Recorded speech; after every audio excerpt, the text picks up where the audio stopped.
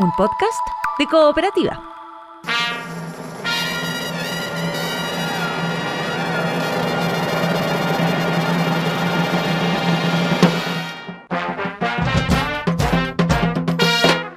Hola, esto es Salud por la Historia, un podcast que reúne las conversaciones que hemos tenido durante ya varios años con el dramaturgo Andrés Kalavsky. Diálogos sobre los pequeños y grandes momentos que forman nuestra historia.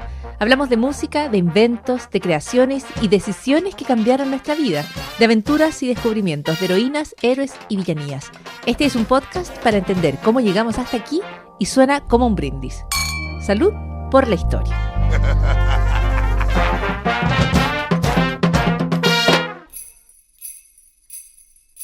Conversamos de cosas que no salen bien, pero hay conversaciones que además tenemos con Andrés Kalavsky que miran no allí a lo presente, sino a la historia, y que de alguna manera nos permiten entender que somos muy buenos para equivocarnos y a veces somos muy buenos para corregir. Andrés Kalavsky, ¿cómo estás? Aquí, fracasando. Fracasando. Podría ser como un nombre de un disco, que era como la contraparte de Arrasando. ¿O no? Pero es que se puede, la historia de hoy es que se puede fracasar y arrasar al mismo tiempo. Ah, excelente historia. De mis favoritas. Vamos a partir en Japón, pero nos vamos a dar vueltas muy largas que van a pasar incluso por Chile. Porque en Japón... No esperaba menos. Todo el mundo conoce. En Japón la clase alta, históricamente, comía arrocito blanco. El arrocito blanco era muy fino y históricamente el arroz prácticamente había que pulirlo grano por grano para que quedara blanco. ¡Wow! Para que quedara ultra refinado, que no es como mejor conviene comer el arroz. Ahora, claro, porque había que sacarle, pero dura más, eso sí, el arroz blanco dura más que el arroz integral. Entonces había que sacarle la cascarita y restregarlo así grano por grano. Grano por grano. Solo aquí un recordatorio para una de las informaciones recientes que más he visto que ha sorprendido en las cocinas de muchos hogares, que es que el arroz no dura para siempre, como uno tantas veces pensó. Claro, como la canción de Jorge González, nada para siempre. Entonces, con el arrocito blanco, el único problema es que había esta enfermedad que era muy prevalente en la aristocracia japonesa, a la que le decían kake, que empezaba por una debilidad en las piernas, pero a veces terminaba en la muerte, y que en otras partes de Asia se conocía como beriberi, y que es la falta de vitamina B1 que está presente en el ollejo del arroz. Ajá. No confundir con los bere, que son población nativa allí por la zona del desierto del Sahara. Esto era el beriberi, y esta era una enfermedad grave. Y muy grave, puede conducir a la muerte. Ok, y venía de una deficiencia de una vitamina que se encontraba en el ollejo del arroz. ¿Eso? Claro, la vitamina B1. Ahora, esto no lo sabía la clase alta japonesa. A fines del siglo XIX, con la aparición de máquinas que permiten sacar, en el fondo, no tener a una persona japonesa sacando de a uno el ollejo del arroz y restregando cada grano, el arroz blanco se volvió más accesible o asequible. Alguna de las dos. Algunas de las dos, excelente pregunta. Probablemente sean las dos, pero bueno. Pero bueno, una de las cosas que pasó entonces es que para hacer más sexy el reclutamiento en el ejército y en la armada, le ofrecían a los marineros como prospecto: aquí usted va a comer arrocito blanco. Nada de esas cosas que usted tiene que comer como arroz integral, cebada. No, aquí, como la gente es fina, si usted entra a la armada japonesa, usted va a comer arrocito blanco.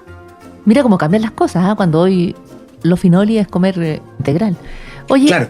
Solo una pausa para decir que accesible es algo a lo que se llega con facilidad, y asequible es algo que se puede, que cuesta barato, o que se puede pagar, o que se puede pagar.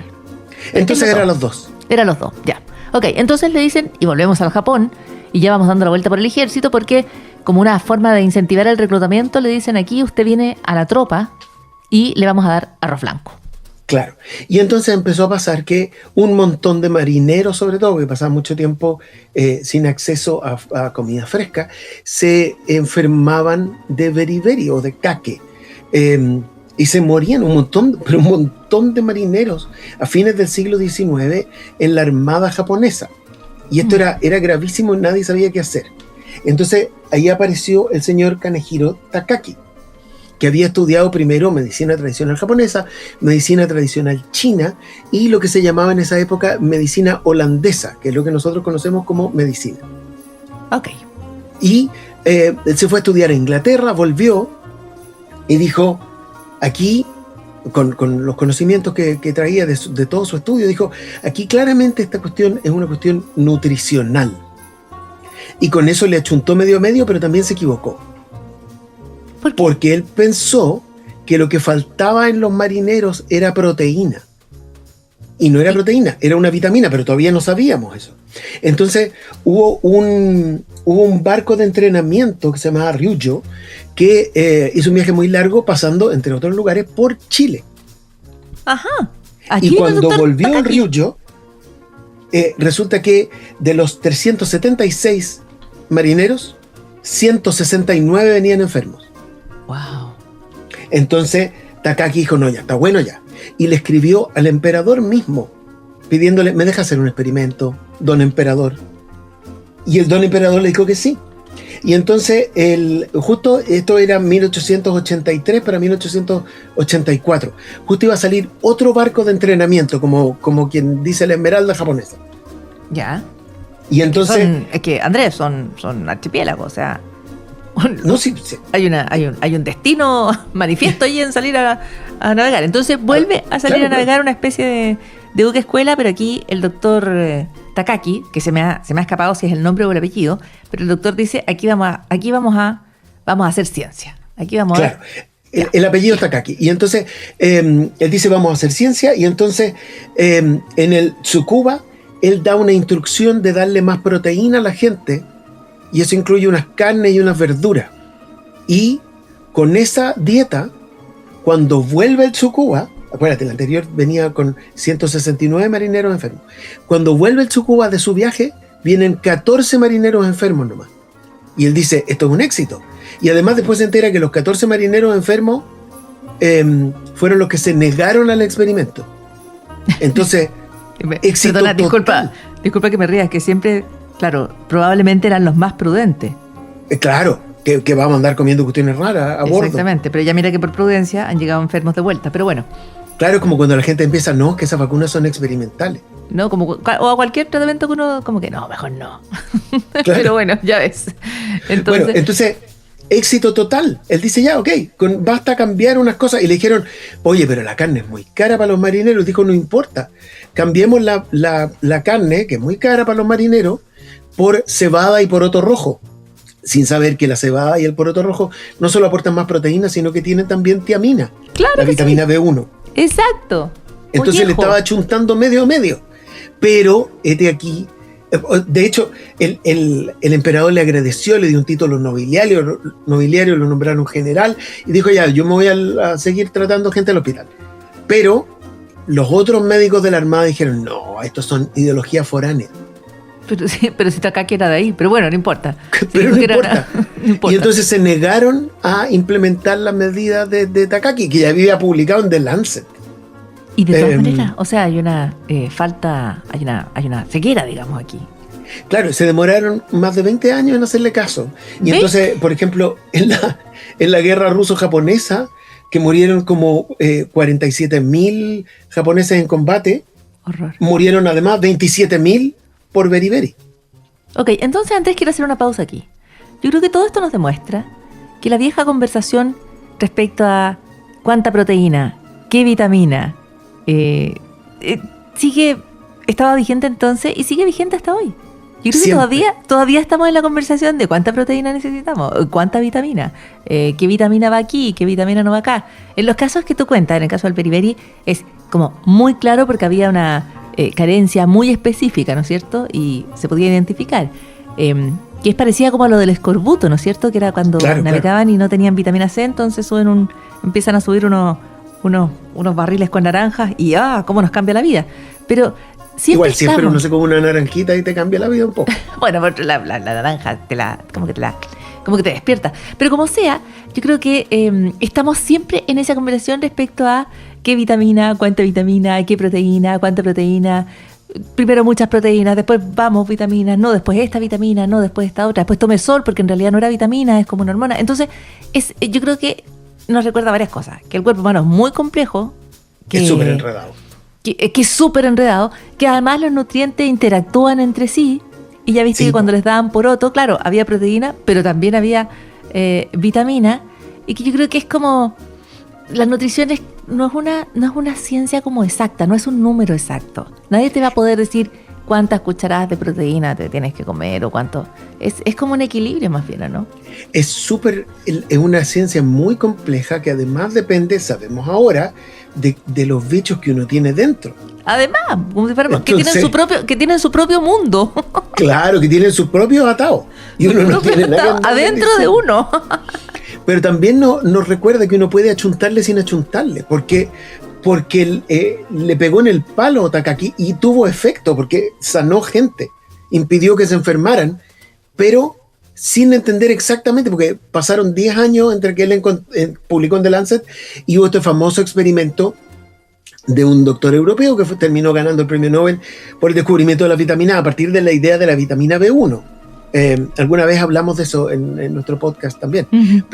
Pero le llegó casi, dijo, es nutricional, le falta una cuestión porque están comiendo mucho arroz blanco. Si estaba ahí casi. Claro, está cerca, dice, aquí falta algo. Claro. Pero diversifiquemos la dieta, que eso siempre es buena idea, digamos. Yo creo que eso siempre es bueno. Yo creo que si uno come cuestiones de un puro color o sea, recuerdan en Italia que tenían esta deficiencia nutricional específica de comer mucha polenta, de comer básicamente solo polenta. Bueno, es que también no había demasiado en algunos momentos. Sí, lo que había era polenta, que le iban a hacer, ¿no? Si no era de mañoso que comía polenta. También hagamos un homenaje a la antigua y caída en desuso práctica, y una práctica que ha caído en desuso, que es comer lo que haya. Ah, no, por supuesto. Que también está faltando un poco de eso hoy. Lo que sea. Ahora, yo creo que el milagro es que estemos vivos. O sea, porque hemos comido toda la vida como tratando de achuntarle, ¿no? Te digo, dando palos por un lado y para el otro, a ver de dónde sacamos. Lo que me lleva a pensar, Andrés Kalawski, es que somos tremendamente resistentes y adaptables. Es cierto que nos podemos enfermar, pero no es menos cierto que salimos para adelante. No, sí, es todo milagroso, sobre todo tomando en cuenta los generales porfiados que empiezan, no, eso son ideas extranjeras. Claro, es que eso era peor, ¿no? O sea que a lo ingente esfuerzo por tratar de comprender mejor cómo van las cosas, además uno, ¿no? Porque a veces uno es el general adentro de uno. Ah, por supuesto, no, y uno es el general para el resto también. Sí. No, y también, claro, y uno desconfía, no comprende, se vuelve estricto, se queda con una idea y no la revisa. Es como esta gente que te dice, yo todas las mañanas me como no sé qué, y si hiciera mal. yo creo que la clave es no tener ningún hábito, cosa que en algún momento la chuntas. Claro. Cada tanto, eventualmente uno la chunta. Claro, es una buena idea. Si todos los días haces una cosa totalmente distinta, eventualmente un día lo haces todo bien. Bueno, en agradecimiento a la cantidad de vidas que salvó Kanehiro Takaki, el único accidente geográfico en la Antártida nombrado por una persona japonesa es el promontorio de Takaki. Oh, claro que sí. Mi continente favorito a esta altura. Claro. Exactamente. Porque he estado ahí, tienes razón, el monte Takaki. O sea, pero no tiene nada que ver directamente con no, él nunca estuvo ahí, pero digamos, los marineros que llegaron hasta allá solo pudieron llegar hasta allá porque comían surtido. Ah, exactamente, que es lo mismo que a mí me llevó a la Antártica, Andrés Kalawski. ¿Comer surtido? Ah, claro. Y te digo una cosa más, para estar en la Antártica no se puede ser mañoso. Hay que comer lo que hay. Lo que hay, exacto. Y esa es una de las primeras lecciones que aprendes en la Antártica. Se come lo que hay. Un agradecimiento y un saludo allí a la gente de la cocina, además de la base científica Julio Escudero en la Antártica, de todas las bases que allí se encuentran, porque me imagino que preparar el rancho, que sea equilibrado. Cuentan que en la base francesa preparan baguette todos los días. Decían que en la base de Uruguay había asado, pero yo no puedo confirmar, es que yo y lo encuentro muy improbable. ¿Tú dices que hay gente que necesita una pasada por la Antártica para aprender a comer lo que hay? Es una manera un poco extrema de enseñar a comer lo que hay. Pero sí, se come lo que hay. Andrés Kalavsky, muchísimas gracias por una nueva conversación fascinante respecto al doctor Tataki y las vidas que salvó, porque si bien no sabía exactamente lo que tenían que comer en la tripulación, en los barcos, sí investigó lo suficiente como para mejorar la dieta de las personas y salvar a muchas otras. Así que una bonita historia de en realidad un triunfo. Sí, es un triunfacaso. Es un triunfracaso. Otro triunfracaso con Andrés Kalavsky. Hasta la próxima. Me voy a comer un arrocito y vuelvo. ¿Un arrocito con integral? No, pero con un poroto, con una cebada. Eso, arroz con poroto. Excelente combinación. Todas estas historias en Salud por la Historia Podcast y también en la radio. Hasta la próxima. Chaito. Chao.